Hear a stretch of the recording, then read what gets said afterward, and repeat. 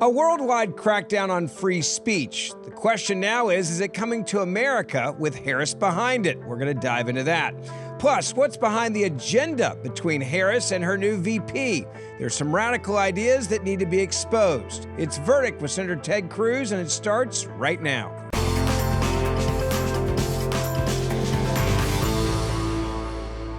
Welcome. It is Verdict with Senator Ted Cruz. Ben Ferguson with you. Senator, there is a big war going on when it comes to free speech, not just in this country, but around the world, and real concerns about what could happen with Harris in charge in this country.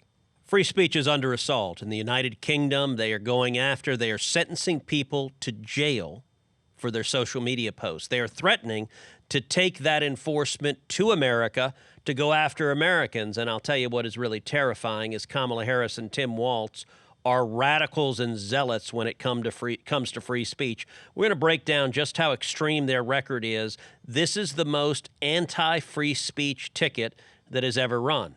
At the same time, Kamala Harris's campaign have decided on a new strategy. She is going to run as Donald Trump. Suddenly, Kamala Harris wants to secure the border. Suddenly, Kamala Harris loves her some fracking. And suddenly, Kamala Harris has a brand new idea she cooked up just on her own with no help from anybody else. No taxes on tips. We're going to talk about how they're trying to gaslight the American people, and we're going to contrast it with Kamala Harris and Tim Waltz's radical, extreme record. As I said, they are the most extreme ticket ever nominated by a major party. We're going to break that down right now. Things I never thought I'd hear you say. That Kamala Harris is actually going to be Donald Trump, but it is weird when you watch it. I want to tell you real quick about our friends over at Patriot Mobile. If you are a conservative and you're just sick and tired of giving your money to companies that fight against your values, well, then you really need to take a look at your cell phone provider right now.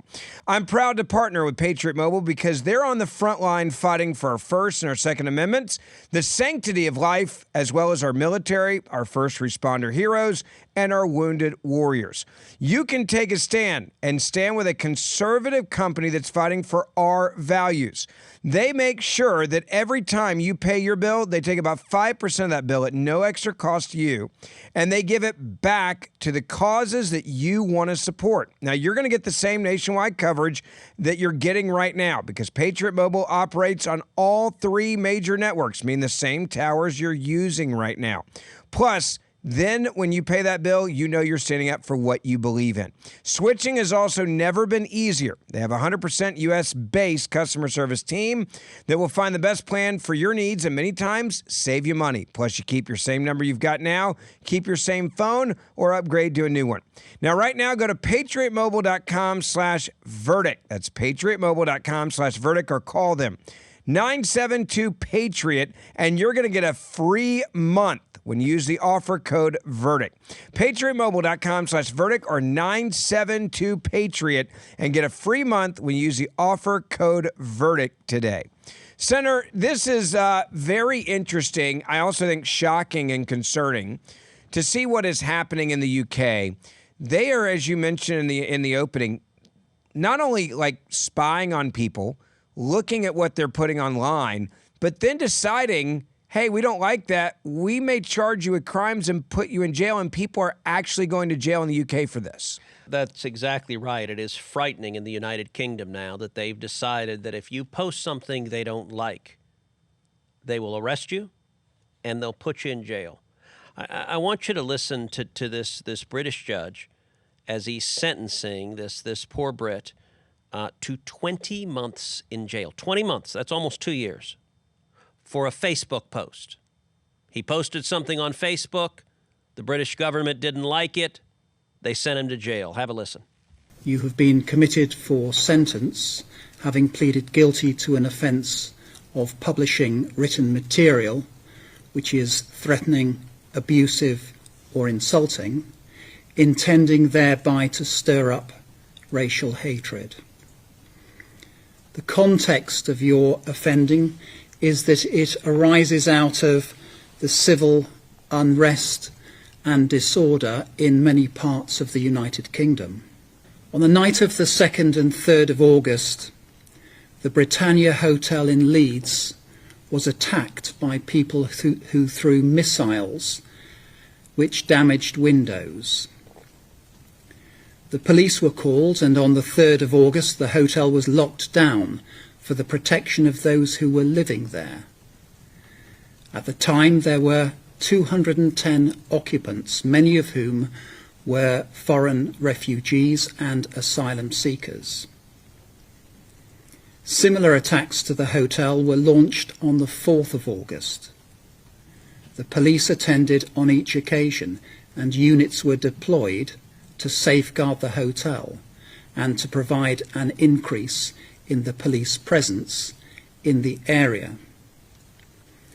In between the two attacks, you took to social media in order to encourage others towards participation in the attacks upon the hotel.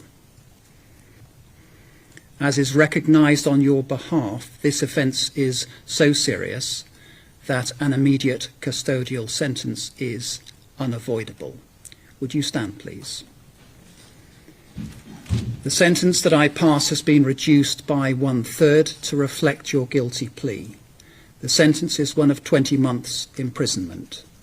You will serve up to 1/2 of your sentence in custody before you are released on licence. If you fail to abide by the conditions of your licence, you can be returned to prison to serve some or all of the remainder of the custodial term. The victim surcharge will apply, and I will make a collection order. Two things are shocking there. One, at the beginning, he said, what you said was categorized. He gave a list, but then he used the word insulting. So you can now go to jail because you post something that is insulting. And then he also says, by the way, you better be glad that you pled guilty, which reduced your sentence by 1/3, which was still, as you mentioned, 20 months, almost 2 years. This is in the UK, not in Russia. So, and I will say, so this is one of the videos. Every video we do, every pod we do is released on audio. About 1/3 of the pods are also on video. This is one of the ones that's on video. So if you're not watching on YouTube, if you're watching on YouTube, you saw the guy. And I got to say, first of all, the image, if you're just listening to it, go watch it. He's wearing a red robe. He's got a white wig on. Yeah. I got to say, by the way, you'd look damn fine in one of those wigs. You could carry it off. You know, it's fitting I just feel a like little if I bit, lose Benjamin. a bet with you, there's going to be some bet one day where I have to host Verdict with a white wig on. And look, he's sitting there. It is now an offense, apparently, to post something that could be insulting. So, you know, apparently, if you play the play a song from Hamilton where King George is portrayed as an effete-looking, wig-wearing, limey bastard. Yeah. Then apparently that could be justifiable if it's inciting of hate. Yes. And what if someone just decides they don't like a person online? They say, oh, they incited me to do this, and that's why I went out and did this. Therefore, go after that guy. Now I'm curious. What do you think are the odds that the Brits will enforce that against, say, a radical Islamic cleric who's calling for jihad? To quote you, 0% chance. Zero. No. You're not allowed. By the way, when people are pointing out the violence that is occurring in Britain, if you actually point out that you have, because of massive immigration into Britain, you have violence, many from people who are engaged in acts of radical Islamic terrorism, this law is being enforced not to stop the violence, but to stop someone from pointing out who's committing it. It is literally, George Orwell was British. And I got to say, Orwell wouldn't be surprised. He predicted this in 1984. Yeah. The judge not saying, we will stop you from pointing something out. We will silence you and erase any narrative contrary to the regime. And by the way, this is a threat not just against people that are British citizens. There's also a threat of going to jail if you're a foreigner who happens to offend them as well. Oh, you come could on. be an American. I love the Brits too much. They would never threaten to violate the First Amendment of the Constitution, would they? Yes, never. Right? Okay, I want you to listen to this police chief from England explaining that he's coming after you, he's coming after Americans, he's going to cross the pond. Here he comes. Give a listen. We will throw the full force of the law at people. And whether you're in this country committing crimes on the streets or committing crimes from further afield online, we will come after you. Talk to me about that, because we have seen some high-profile figures whipping up the hatred. You talked about it in there with the officers, in fact, about this being added to by online commentary. I mean, I'm even thinking of the likes of Elon Musk getting involved. What are you considering when it comes to dealing with people who are whipping up this kind of behaviour from behind a keyboard and maybe in a different country? Being a keyboard warrior does not make you safe from the law. You can be guilty of offences of incitement, of stirring up racial hatred. There are numerous terrorist offences regarding the sort of publishing of material. All of those offences are in play if people are provoking hatred and violence on the streets, and we will come after those individuals just as we will physically confront on the streets the thugs and the yobs who are causing the problems for communities.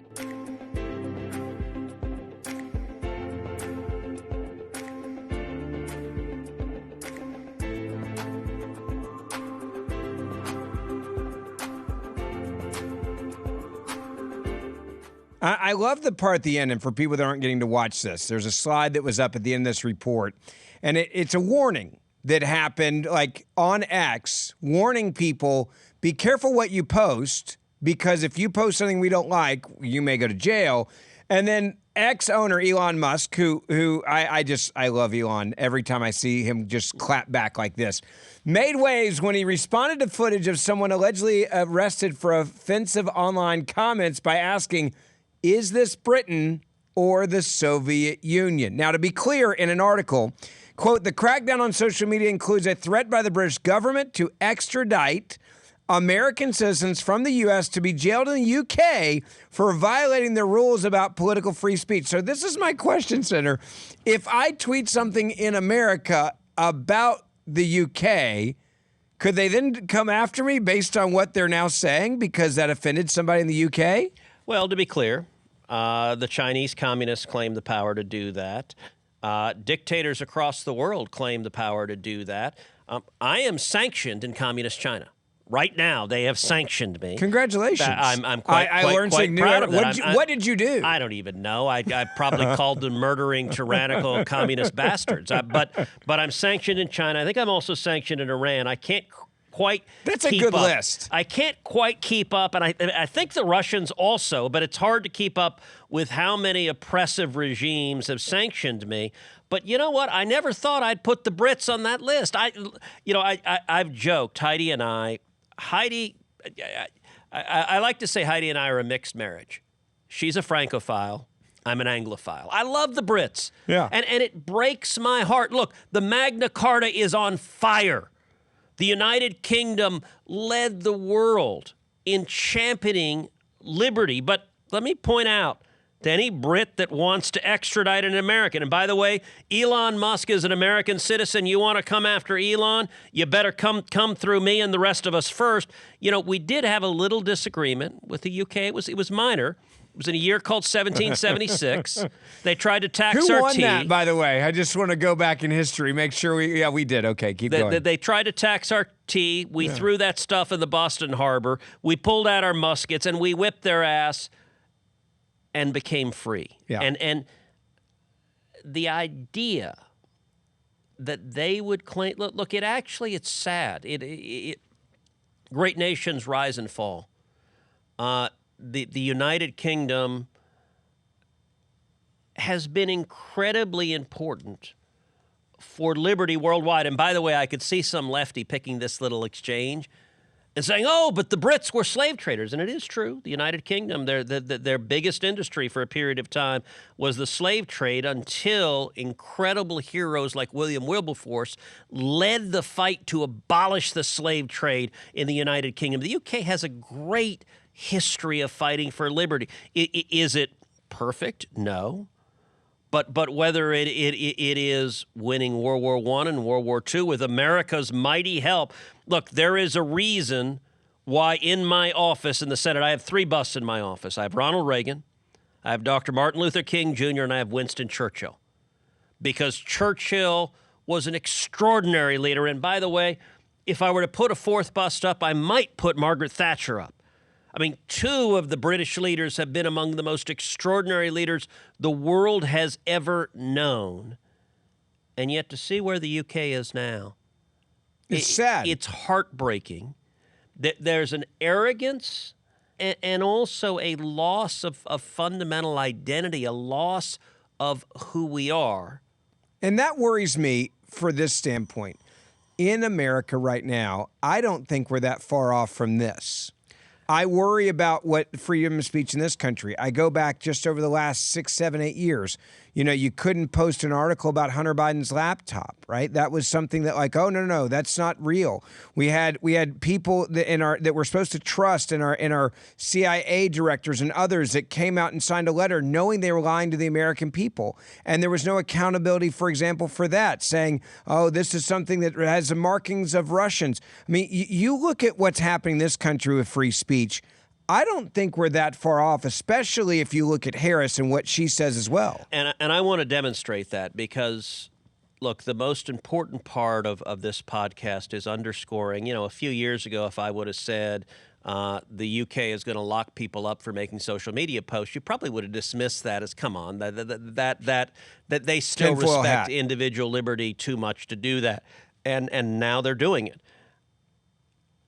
We are very close to that in today's Democrat Party. In the last few years, one of the greatest concerns I've had is the Democrat Party. There used to be principled, passionate defenders of free speech in the Democrat Party. They don't exist anymore. And today's Democrats have decided that free speech, the First Amendment, is incompatible with their desire to control you and to silence speech they don't like. And today's Democrats, being in bed with big tech, they view it as a machinery of censorship and oppression because power matters more to them than free speech. You know, there's a great article Jonathan Turley, the great law professor, wrote just a few days ago in The Hill, and it's entitled, "A Harris-Waltz Administration Would Be a Nightmare for Free Speech." And I want you to look at Kamala Harris and Tim Waltz's record on free speech because this is the most extreme and radical record on free speech of any ticket that has ever run for president with a major party. So you look at Joe Biden. Joe Biden has made censorship a critical part of his legacy. He has accused social media companies of, quote, killing people, that's Joe Biden, for not censoring more. So that's his position. If you don't censor, you're killing people. The administration created an office like, quote, the Disinformation Governance Board. Remember? Oh, yeah, the Disinformation Czar. Led by that wacko who loved musical theater and who had these bizarre, smarmy singing things on Twitter who wanted to silence anyone she disagreed with. Thankfully, that disbanded because the pushback was so significant. But I want you to listen to Tim Waltz on MSNBC, what he says about free speech. Give a listen. Years ago, it was the little things, telling people to vote the day after the election, and we kind of brushed them off. Now we know it's intimidation at the ballot box. Mm-hmm. It's undermining the idea that mail-in ballots aren't legal. I think we need to push back on this. There's no guarantee to free speech on misinformation or hate speech, and especially around our democracy. Tell the truth where the voting places are, who can vote, who's able to be there. And watching some states continue to weaken the protections around the ballot, I think, is what inspiring us to lean into this. Again, all we're asking is to make it as easy and simple as possible to exercise their right to vote and participate in our democracy. And I'm in 100% agreement with you. That makes it so that more people are there. You get more opinions brought in. And I think it tempers that extremes that we get. Because, again, I can't imagine someone going and standing in line for 8 hours to try and vote and then being told that, maybe the votes didn't count or maybe something's wrong. Or you have these candidates who lose and are on these ridiculous court cases that they keep bringing up and losing on. Here in Minnesota, we're going to bring faith back into that system. It's already been here. We're very proud that we're near the top in voter turnout, but there's more that we can do.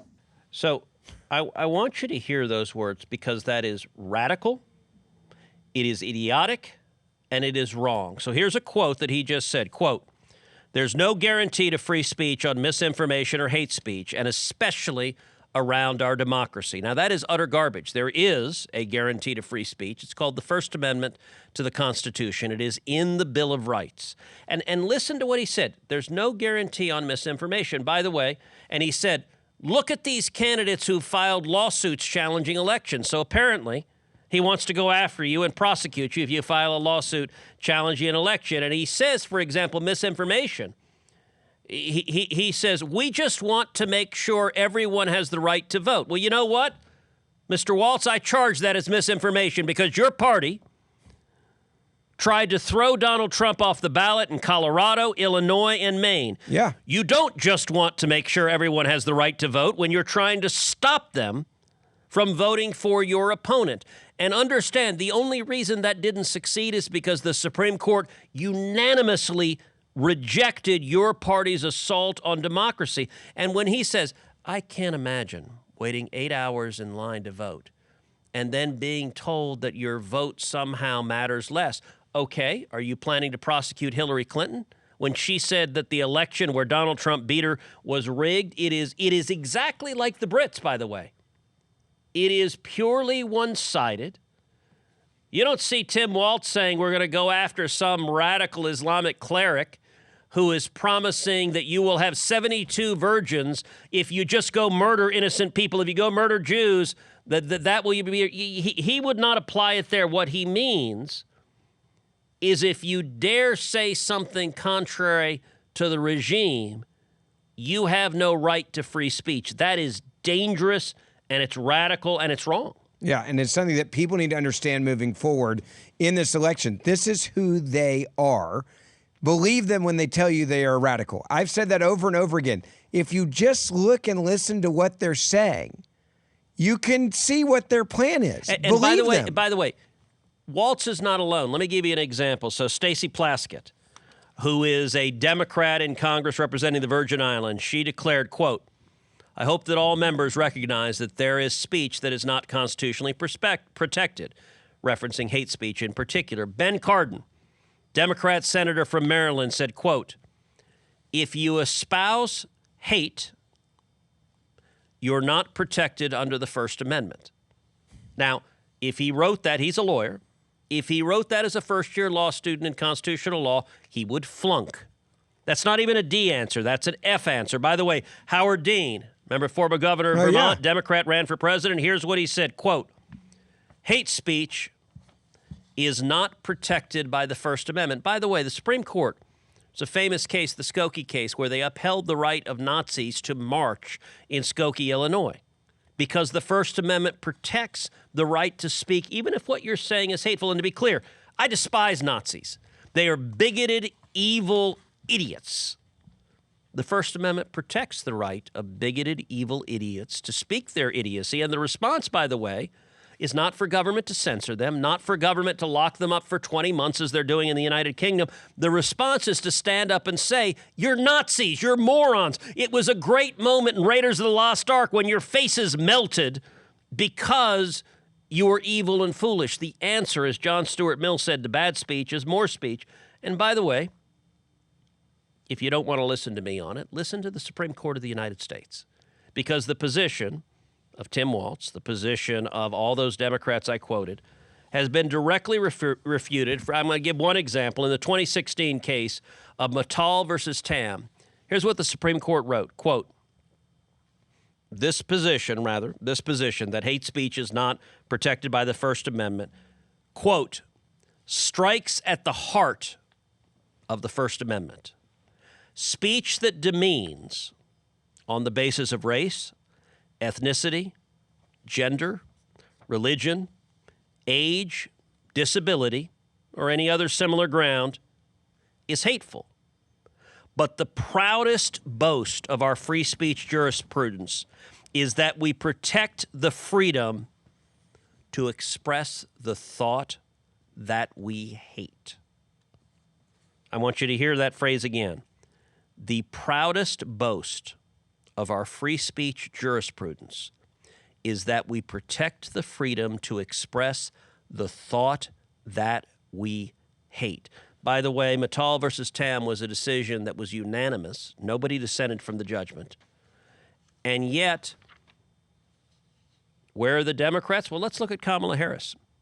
Kamala Harris, on her disastrously failed 2020 presidential campaign, here's what she said. She ran on censorship, and she pledged, quote, that her administration will hold social media platforms accountable for the hate infiltrating their platforms because they have a responsibility to help fight against this threat to our democracy.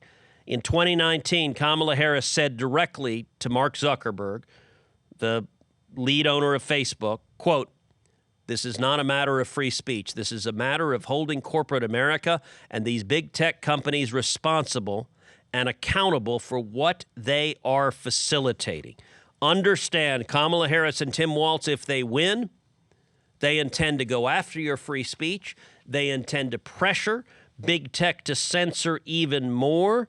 And what they define as hate is anything contrary to their agenda. So, for example, if you point out, as, say, hypothetically, someone may have in Milwaukee at a speech at the Republican National Convention to the world, that every damn day Americans are being murdered, women are being raped, children are being brutalized by illegal aliens that Kamala Harris is releasing. In the world of Kamala Harris and Tim Waltz, that might be deemed misinformation. Why? Because it's hateful. And what do they mean by hateful? It's inconvenient for their political agenda, so they want to censor it. And maybe not far from the Brits, they want to put you in jail for saying it. It's interesting why you go back and you think about one thing here. The Democrats have been attacking the Supreme Court recently.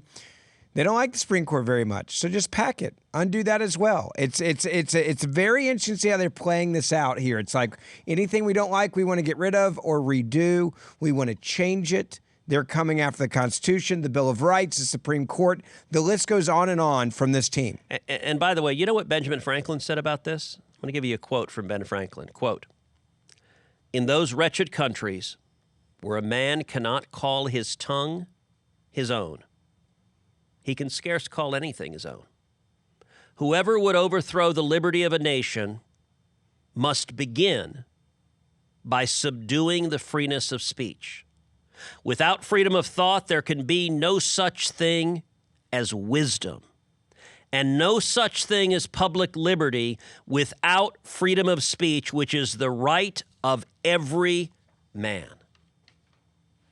That statement, Ben Franklin, there's a reason Ben Franklin's on the $100 bill. There's a reason Ben Franklin sat at the Constitutional Convention. The famed exchange when Franklin walked out of the Constitutional Convention after they drafted the Constitution, and a passerby asked him, "Mr. Franklin, what have you given us?" And he said, "A republic, if you can keep it." I will say with today's radical Democrats who have decided free speech is inconvenient to their thirst for power, they're doing everything they can to give up our republic. Amen to that. Want to tell you about my friends over at Blackout Coffee. If you're like me and you start your day early, you want to make sure you have a good cup of coffee to start your day, you've got to check out Blackout Coffee. And I'm going to save you some big money right now to try it. Now, this isn't an average cup of coffee. This is a premium cup of coffee. I get on the radio every morning at 7 o'clock, and I am not going to compromise on that cup of coffee. Not only are they an awesome company, they're a company that supports conservative values. Now, there's a lot of woke, liberal coffee companies out there. When I said that, you probably had 2 or 3 names pop in your head instantly. That's another reason why I want you to check out Blackout Coffee. Blackout Coffee is 100% committed to conservative values, from the sourcing of the beans to the roasting process, customer support and shipping. They embody true American values, and they accept no compromise on taste or quality. Now, here's the best part. Go to blackoutcoffee.com/verdict. And I'm going to save you some serious cash. That's blackoutcoffee.com/verdict. Use the coupon code VERDICT for 20% off your first order. Whether you are a traditional coffee drinker or you love flavored coffee, they're both premium and they're amazing. blackoutcoffee.com/verdict. Be awake, not woke, and get a premium cup of coffee every day. and get 20% off your first order with the promo code VERDICT. That's blackoutcoffee.com/verdict and use coupon code VERDICT for 20% off your first order.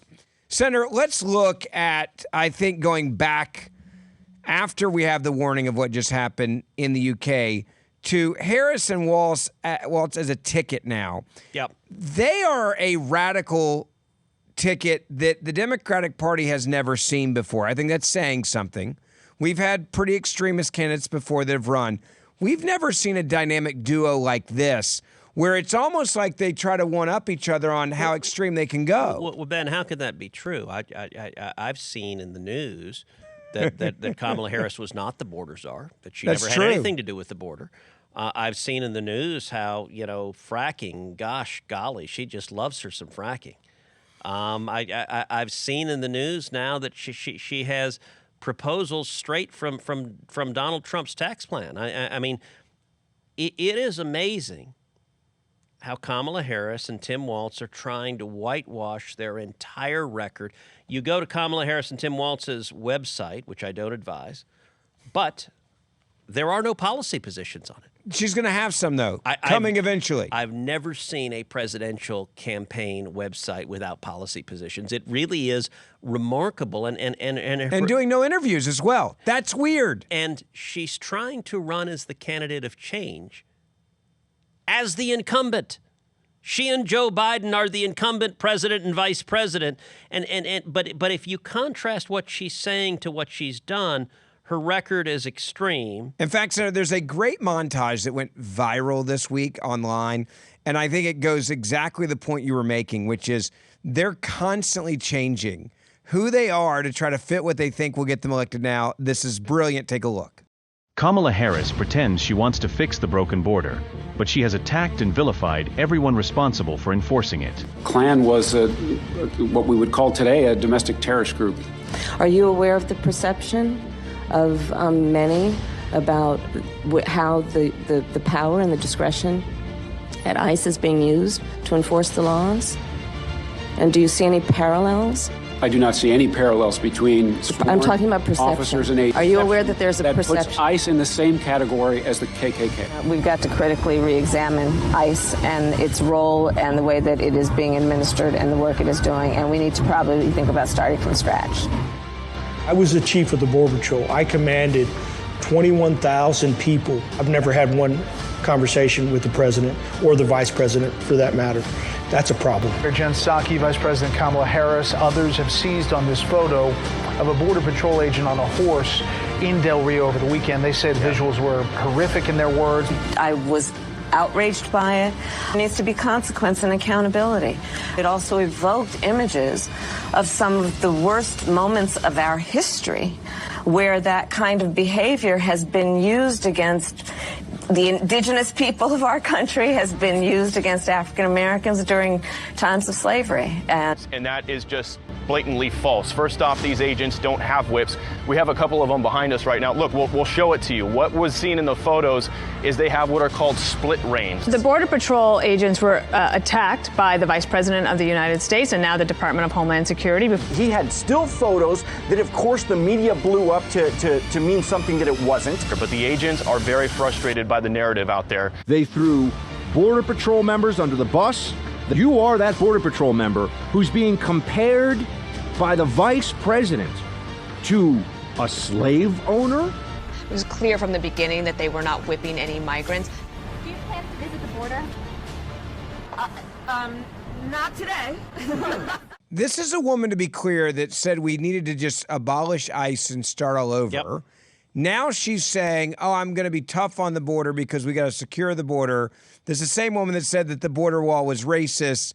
But now the media is like, oh, hey, we got to change the narrative here because people are concerned about the border. We know it's a presidential election year issue, and we're going to act like somehow now she's going to get tough on the border. It's absurd, but they're helping her do this lie, perpetrate this lie on the American people. And listen, as you know, I spend a lot of time at our southern border. I know a lot of Border Patrol agents very, very well. This demonization, she said at a hearing, she compared ICE agents to the Ku Klux Klan. That's grotesque.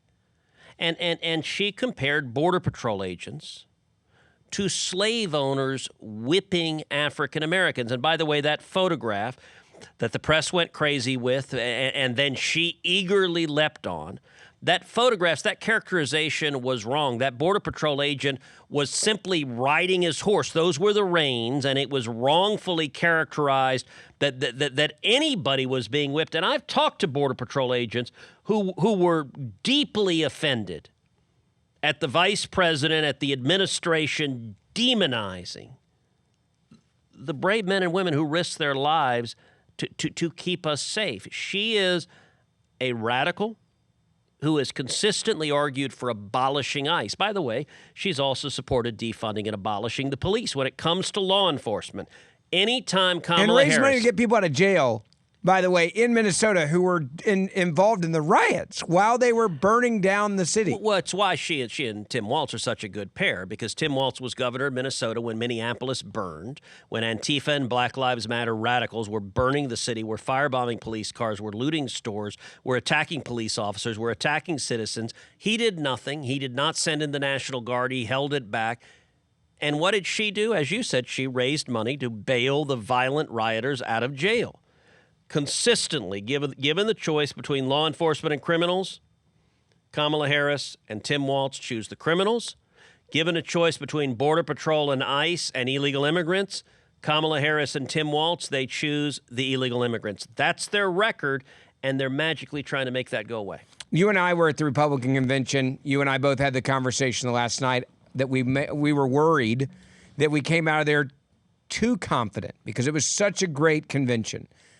Everything started all over with Kamala Harris no one's voted for her, but apparently that doesn't matter. She's the nominee. And we're sitting here. But Tim Waltz said all they want is democracy. Yes, that's true. But does democracy mean people actually have to vote for the candidate? Or what about the millions of Democrats who voted for Joe Biden? Do they not have a right to democracy? Yeah, fair point. But you look at this and you see where we are now. I'm very concerned about this election. Yep. I think it's a complete reset. And I'm also very concerned with the in-kind contribution coming from the media. What I mean by that, perfect example of this, is Donald Trump seized on something that was very authentic and organic. He was out in Vegas. He was having a conversation with people in the service industry.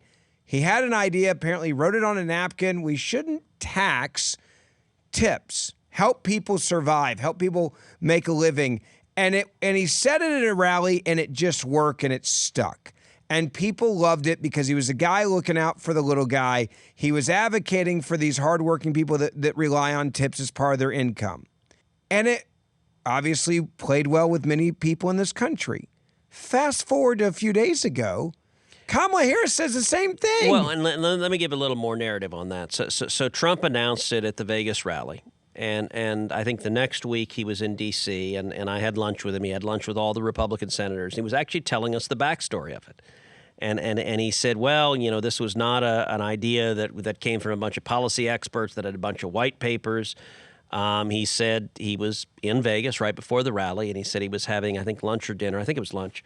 And he said there was a waitress who came up who complained about the really oppressive enforcement from Joe Biden and Kamala Harris of their efforts to tax tips and how it was really burdensome, the record keeping, and it was really hard.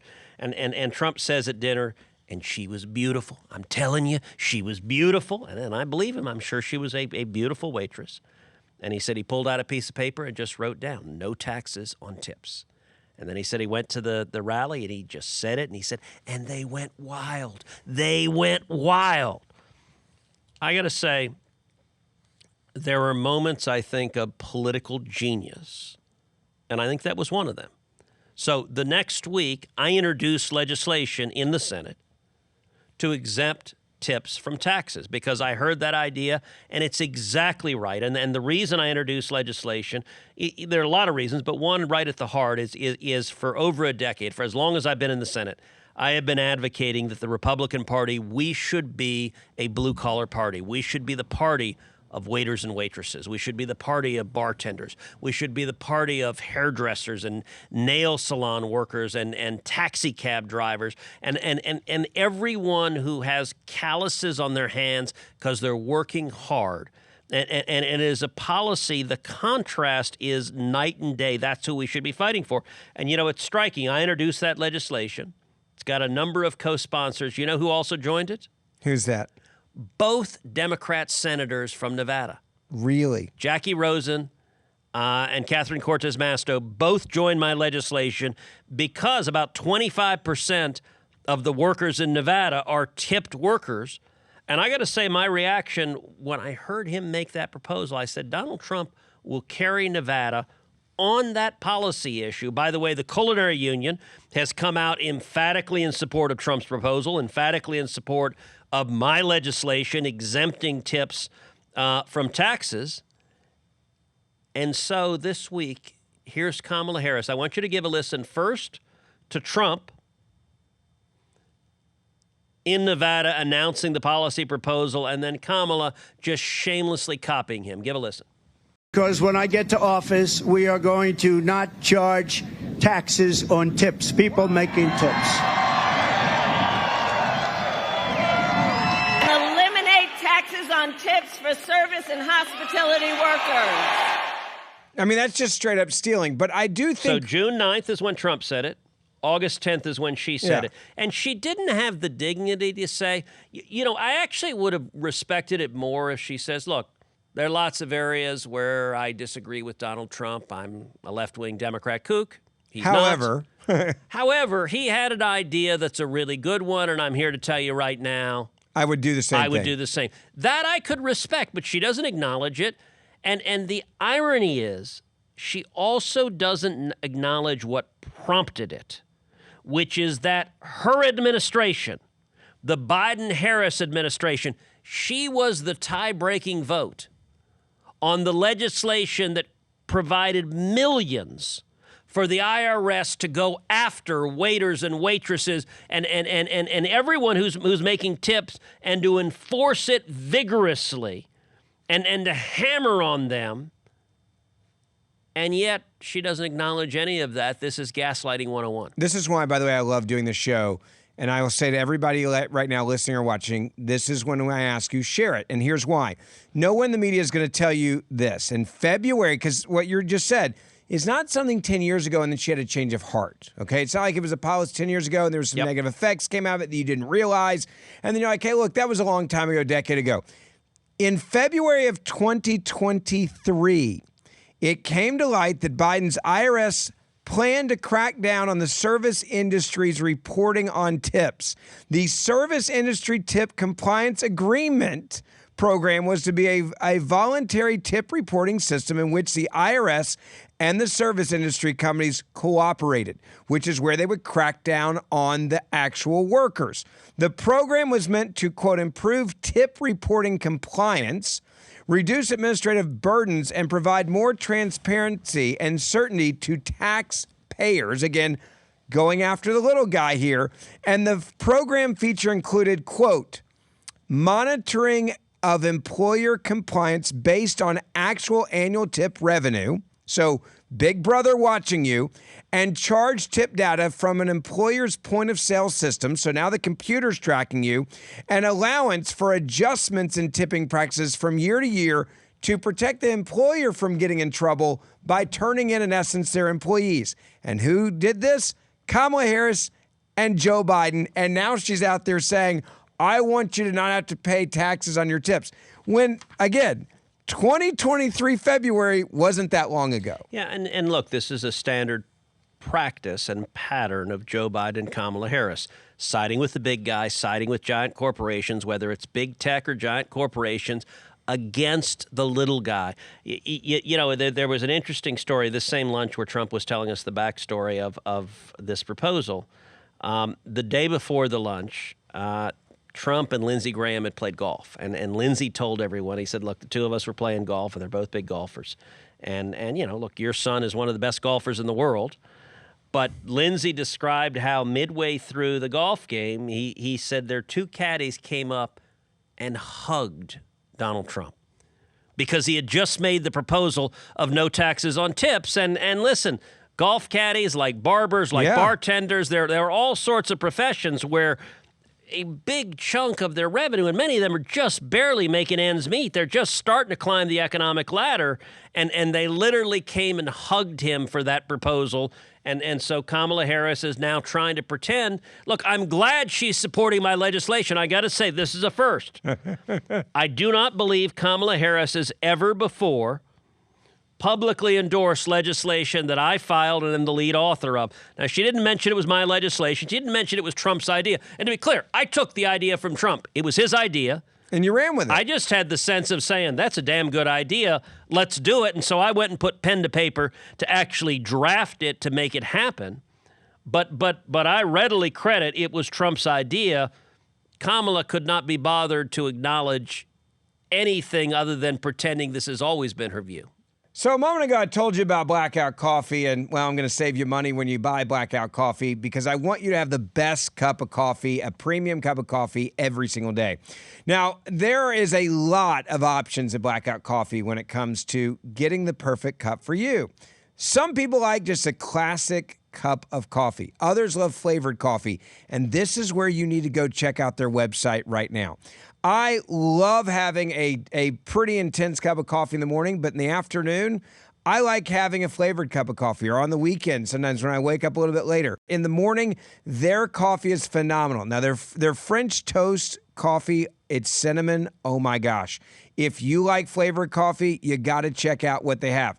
They also have premium instant coffee, which I take on the road. I was on the road for the last 2 weeks straight, and I took a box with me, so I knew I had a great cup of coffee, whether I was in the hotel, whether I was traveling, whether I was at the VRBO. It works great. Go check them out right now, blackoutcoffee.com/verdict. And here's where you're going to save money.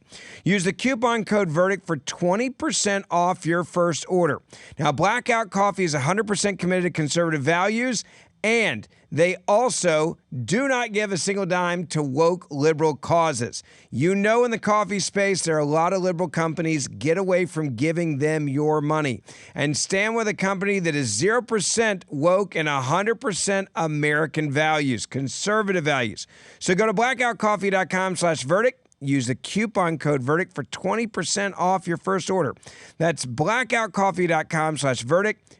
Be awake, not woke, and get a premium cup of coffee to start every day. blackoutcoffee.com/verdict. Promo code VERDICT for 20% off your first order. Finally, Senator, there's also something else that's been happening over the last couple weeks, and that is the media's trying to make Harris and her running mate look like they're moderates, like they're not extremists, they're not radicals, even though their entire history says that's exactly what they are. Look, I want you to listen to two clips that really sums up just how extreme they are.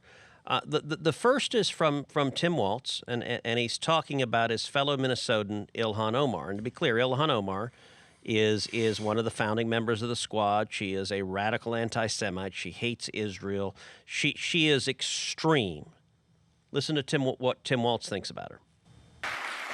Something I'll never get tired of saying, I think all of you, Congresswoman Omar, wonderful, doesn't that sound? When I'm having a tough day or I'm out on about mile 5 of my run and I'm feeling kind of down and the world's pressing on me, I think Ilhan Omar's a congresswoman, and it just brightens you up, so thank you. I just wonder, like mile 3, is he sitting there thinking about that's the same congresswoman that said that the terrorists that attacked us on 9/11 were some people that did some things? Look, Ilhan Omar is a congresswoman, and that's something that just brightens you up. That's what he said. This is, everyone will acknowledge, one of the most radical and extreme zealots, and that brightens his day. That tells you who he is. Now, if you think that's bad, I got something worse. Do you like Christmas? Love Christmas. Okay, well, you're not Kamala Harris. Give a listen to Kamala. And when we all sing happy tunes and sing Merry Christmas and wish each other Merry Christmas, these children are not going to have a Merry Christmas. How dare we speak Merry Christmas? How dare we? I haven't seen somebody get that crazy about hating Christmas in a long time. And understand what she's saying there in context. She's talking about illegal immigrants. And she's saying illegal immigrants are having a lousy time. So how dare we say Merry Christmas when illegal immigrants? I mean, it is This is a woman whose entire career has been siding with criminals and with illegal immigrants. And in her mind, even saying Merry Christmas is unacceptable as long as there is one illegal immigrant who is not basking in luxury. All right, final point before we wrap up. I'm going to make a prediction. So 11 months ago, on Verdict, I predicted that the Democrats would throw Joe Biden off the ticket. You were correct. Let's have that moment. At the time, many in the I media... wish you were wrong, by the way. I do too. Yeah. It wasn't what I wanted to have happen. It was a prediction. And by the way, over the 11 months, I gave a scaling set of odds that increased as we got closer and closer and closer. The night of the debate between Trump and Biden, you and I recorded a podcast immediately after the debate. I said that night the Democrats will push Joe Biden off. I put the odds at 100% at the time. And they did. And they did. So I'm going to make another prediction, and it's not one that I want to have happen. I'm going to put the odds at 40% that Joe Biden resigns between now and Election Day. Really? 40%? So that they can see her as president, so it'll be easier to get her elected? That's exactly right. So that Kamala Harris is the incumbent president. She is running for a re-election. I still think it is 60-40. They don't. But Biden, 40's high. That Biden, they pushed him out. They pushed him out. I think he's pretty ticked. He'd have to go along with it. But I think there are going to be very serious discussions in the White House by all the partisans whose paycheck is written by continuing the regime. Everyone who stays in power is going to say, you know, if you say your health has reached a point that you need to step aside, which clearly it has. Of course, it had a year ago, 2 years ago, 3 years ago, 4 years ago. But if you say that and she's the sitting president, from the Democrat perspective, I think they would say it increases our chances of her winning, and we want to win, and they put winning above everything else. I don't think it's greater than 50-50, but I think it is a very real possibility right now today. I don't like that prediction, but I think you may be right. I don't either. I don't want it to come true. Look, it gives her a huge advantage. Huge advantage if she's the president. Which is why I think they will have a very serious discussion. I think if they can bully Joe Biden into doing it, it'll happen. Don't forget, we do this show Monday, Wednesday, and Friday. Make sure you hit that subscribe or auto-download button wherever you're listening. And if you miss this video pod, it's on YouTube as well, and you can watch it and share that on social media. And the Senator and I will see you back here in a couple of days. You never know what predictions may come out of the show.